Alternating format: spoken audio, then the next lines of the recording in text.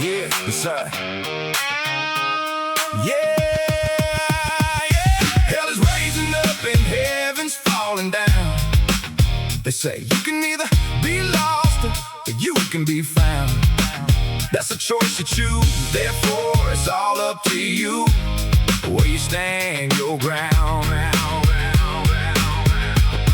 Hey, hey.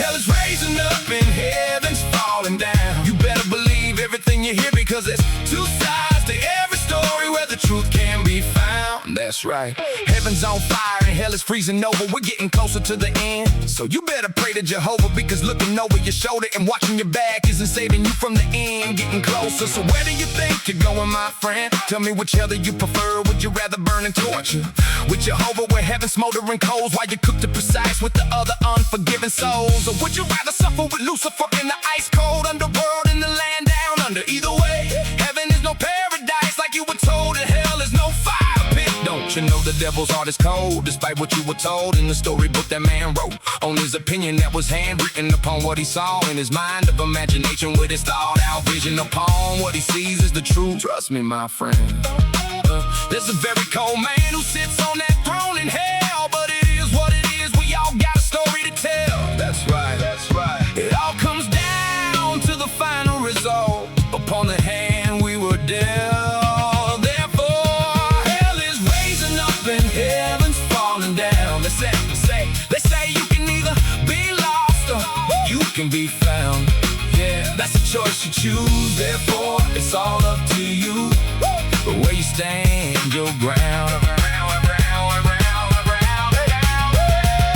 Hell is raising up and heaven's falling down. You better believe everything you hear, because there's two sides to every story where the truth can be found. It's all about keeping an open mind to seeing how the truth is spoken loudly within the true lies. We improvise in every now. So how much faith do you got when you end up in the ground and you finally realize the fact that heaven's on fire and hell is freezing over, and we're getting closer to the end? So where do you think you're going, my friend? Don't you know love will burn you and break your heart? So despite what you thought upon what you were taught from some man written Bible, you're not wrong for thinking that God was such a God of love. Then why is the world the way it is? Therefore the answer to your question is love will burn you and leave your heart broken every time. But it is what it is. When it's all said and done, the truth fits like a glove, doesn't it, my son? Therefore my only question is, which hell do you prefer?